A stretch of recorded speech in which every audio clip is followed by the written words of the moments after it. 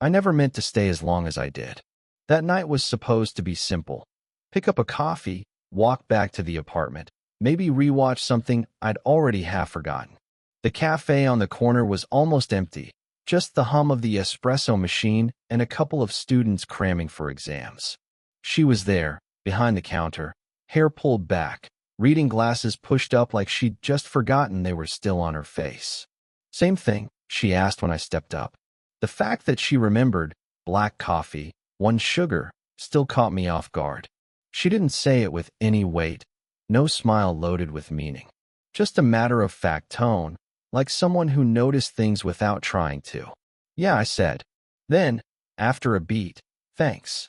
She moved with that quiet efficiency people get when they've lived enough years to stop rushing. No wasted motions, no fumbling. Just steady hands pouring coffee. I watched longer than I should have, then realized it and flicked my eyes down to the napkin in front of me, folding it in half, then in half again. "You're always here late," she said, sliding the cup across. I shrugged. "Guess I don't like sitting upstairs all the time." "Too quiet." "Too quiet," I echoed. It came out softer than I meant it to. She gave this little nod, understanding without prying. That was her way. I'd seen her do it with other customers too. A nurse's habit, maybe. The way she could take someone's temperature without ever touching them. I sat at the corner table, where I always did. Phone out, thumb hovering over a half-written message I'd never sent. "Hey, you up?" Delete. "Want to hang tomorrow?" Delete. The screen dimmed. I let it. When she came around to wipe the nearby tables, I tried not to look up at her, but it was impossible not to notice how she hummed under her breath, something unrecognizable, not for anyone else to hear. "You live upstairs, right?" she asked finally, resting the rag on her hip. I nodded. "Moved in last month." "You settled yet?" "As much as anyone can be." It was half a joke, but my voice carried more weight than I'd planned. That made her smile, small, like she didn't want me to see it fully. "It takes time." Her hand brushed the corner of my table, fingertips grazing the folded napkin I'd been turning over and over. She paused there, eyes flicking to mine for a split second, before she moved on to the next table. The silence between us wasn't uncomfortable. Not exactly. More like something waiting to be acknowledged, like a door left just barely open. I finished the coffee slower than usual, watching the condensation trace its way down the glass. I could have left then, should have. But I lingered, pretending I was checking my phone again, pretending I wasn't listening for her steps behind the counter. By the time I finally stood, she was back by the register, locking the till. "See you tomorrow?" she asked, casual, but her voice had that faint thread of certainty, as if she already knew the answer. "Yeah," I said. My throat felt dry. "See you." I walked out into the night, the quiet pressing in heavier than before. By the time I reached my door upstairs, my phone buzzed. A message lit up the screen. Her name. Just 5 words. "If you're not tired, stay." And I just stood there, thumb frozen above the glass, wondering if the silence I carried with me had finally been heard. The next evening, I told myself I wouldn't go down. I had groceries to put away, laundry in the machine. No reason to wander. But after pacing the apartment twice, I found myself on the stairs anyway, mug in hand like I needed a refill. She was wiping down the counter again, hair loose this time, falling just enough to shadow her cheek. She glanced up and let out a quiet laugh. "Back already?" "Coffee doesn't last," I said. My voice carried a shrug. She poured water into the kettle, her movements easy, unhurried. "You'll ruin your stomach if that's all you drink." "I'll survive." She tilted her head, like she was measuring whether I meant it. Then she reached for a tin on the shelf. "Tea then. Something lighter." I didn't argue. When she set the cup in front of me, I noticed her hand lingered just a moment on the handle, as if she was making sure I took it. My fingers brushed the porcelain where hers had been warm. A stupid detail, but it made the room feel smaller. "You always lived here?" I asked. 10 years, she said. "Moved in after the divorce." It was quieter then, less complicated. The word divorce hung there, not sharp, but not casual either. I nodded like it was just information, but it sat heavy in my chest. I wanted to ask what complicated meant. I didn't. Instead, I said, I've only been here a month and I still get lost walking back from the subway. That made her smile. Give it time. Streets look different when you're not trying so hard to figure them out. Her words weren't about streets. I knew it.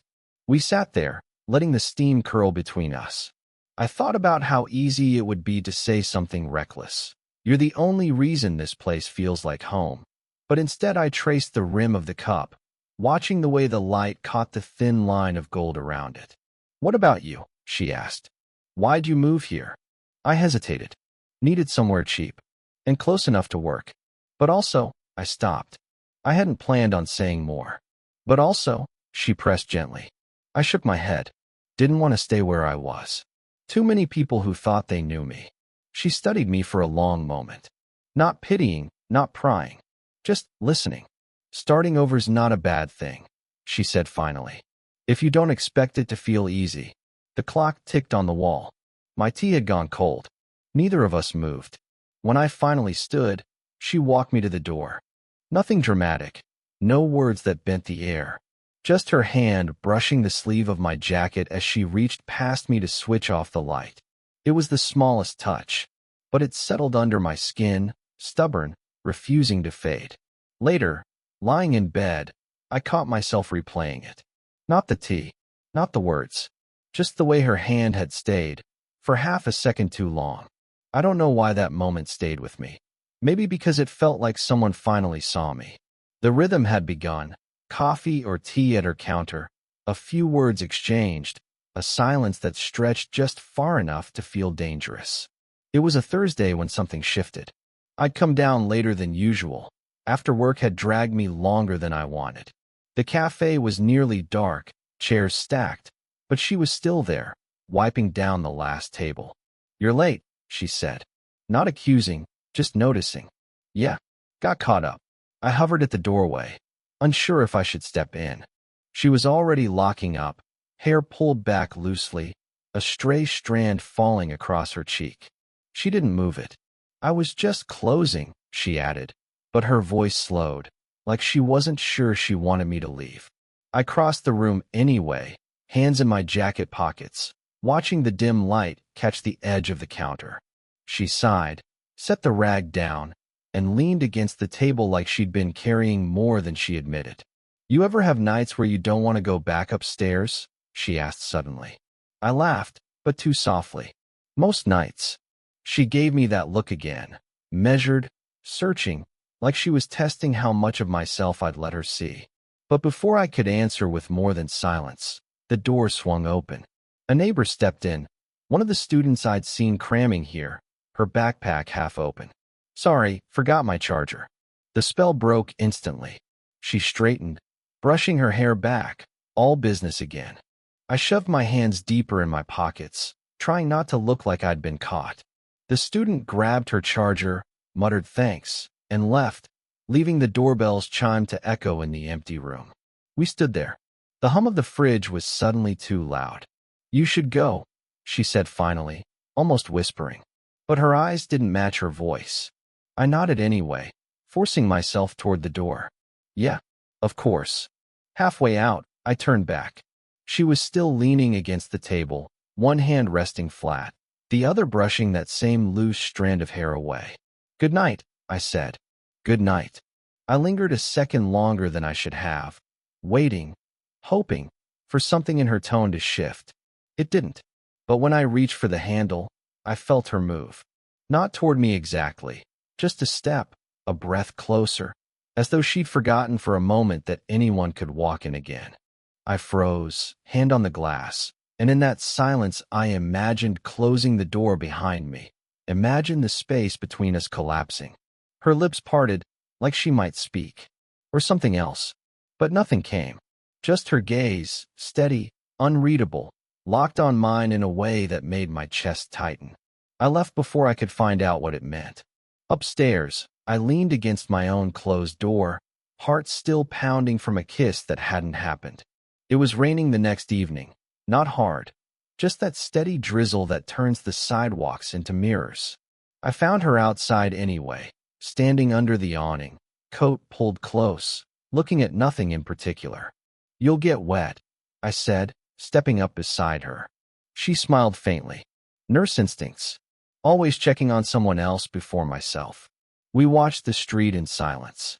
Cars passed, hissing on wet pavement. The smell of rain and coffee grounds mixed in the air. "Long day?" I asked. "Too many." They blurred together. She exhaled, leaning back against the brick. "I don't know how I used to do this with kids at home. I don't know how I do it now, if I'm honest." That caught me. I'd never heard her mention kids before. "You don't see them?" I asked carefully. "They're grown. Scattered. One still texts now and then." She gave a small shrug. "But they have their lives." I try not to intrude. Something in the way she said it lodged in my chest. That word, intrude. "You could never intrude," I said, too quickly. She turned her head, eyes catching mine. There was a long pause before she looked away, back toward the street. "You say that now," she murmured. I wanted to answer, but the word stuck.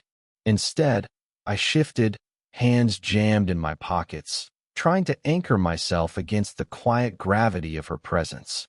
Then she said, almost like it slipped out, "It scares me sometimes. How easy it feels when you're around." The rain ticked against the metal awning. My breath caught. "Scares you?" I asked. She nodded, lips pressing together like she already regretted saying it. "Because it shouldn't. Not with you." The gap in her words said more than the words themselves. "You're too young. I'm too old. People would notice." I swallowed hard, pulse uneven. "I don't think about it like that." "Maybe you should." Her voice was soft, but the line between warning and longing blurred. We stood there, side by side, rain dripping steady off the edge above us. I wanted to tell her everything I'd been circling around. The nights I stayed awake imagining her laugh in my apartment, the way her hand on my sleeve had burned longer than it should have. Instead, all I managed was, "You make this place feel less temporary." Her breath hitched, so faint I almost missed it. She didn't turn to face me, but her hand shifted, resting on the railing between us. Close enough I could have covered it with mine if I dared. I didn't. But when she finally looked at me, really looked, her eyes carried a question I couldn't answer. Or maybe I didn't want to. The rain kept falling. The silence kept pressing. And I was left wondering, was she asking me to stay or asking me to leave? The next night, I went downstairs like always. But the cafe lights were off.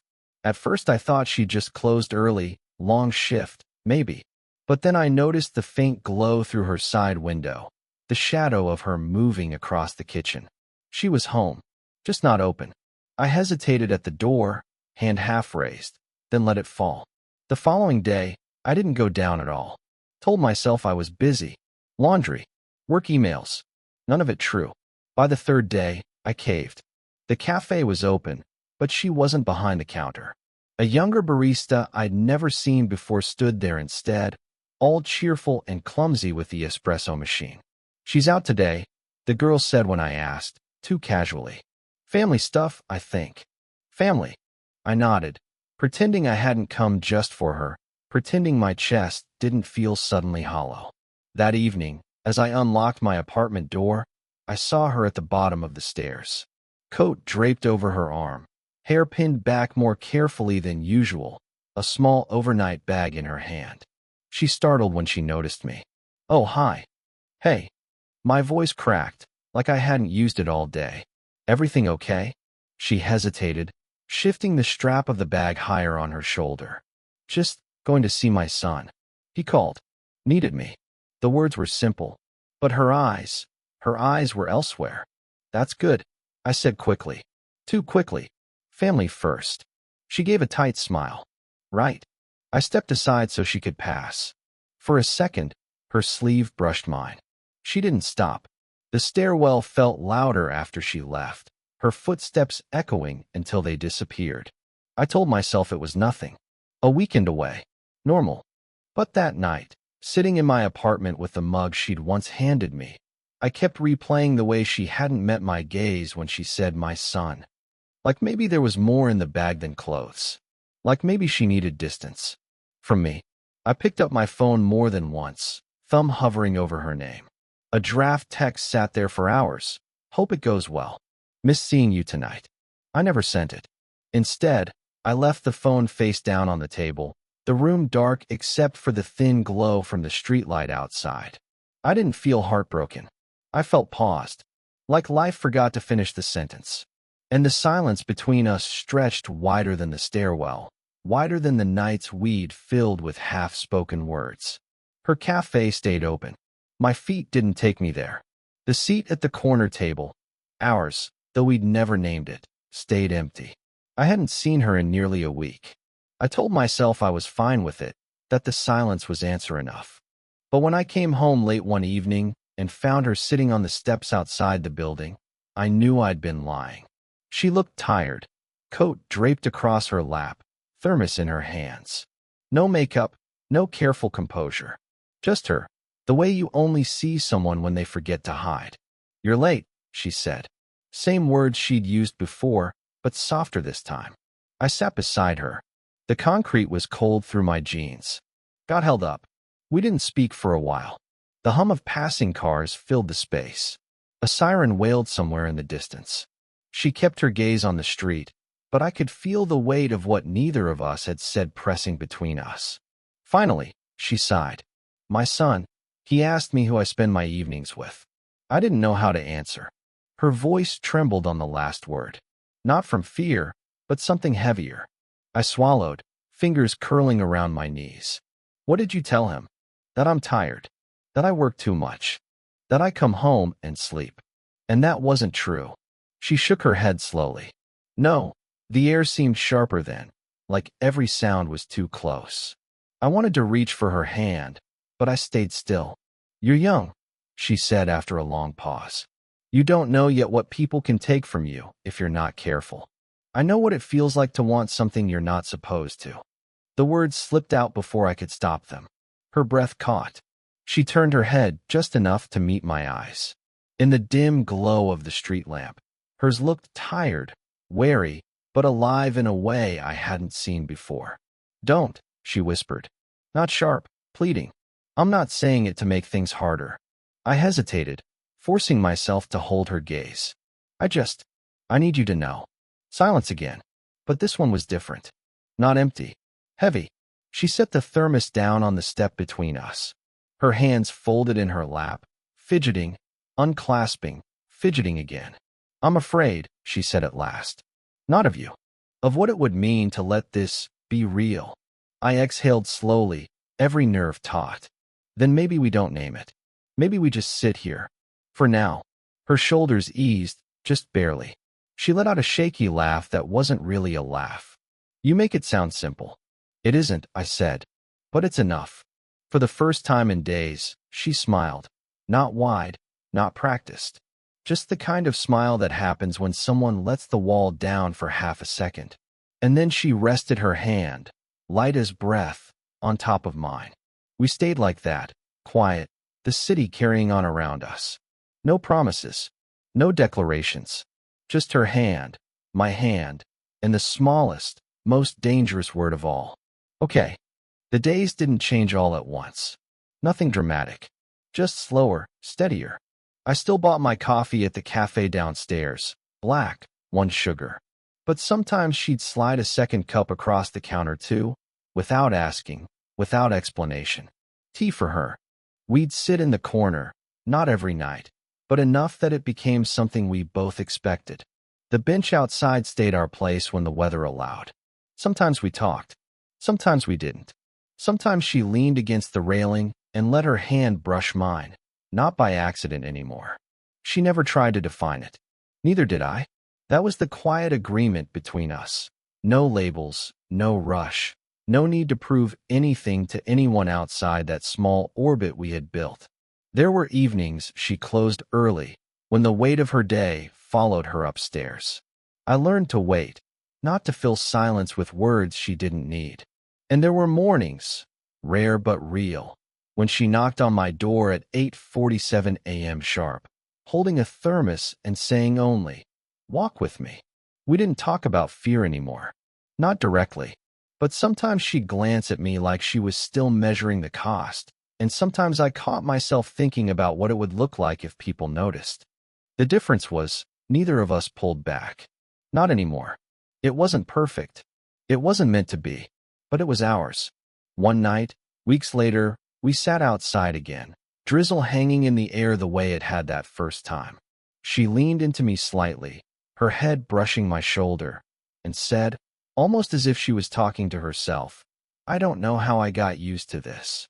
I thought about answering, about tracing back through every small moment, the folded napkin, the empty chair, the thermos left on the step. Instead, I just said, "Me neither." She smiled, eyes half closed, content in the kind of silence that doesn't ask for more. Looking at her then, I realized it wasn't about the pause anymore. Life hadn't forgotten to finish the sentence. It just hadn't needed punctuation. She was enough. This was enough. And as her hand found mine in the quiet, I understood. This wasn't the beginning or the ending. It was simply the part where the story decided to keep going. What kind of quiet, real love stories do you want to hear next? Share your thoughts. I'll be listening.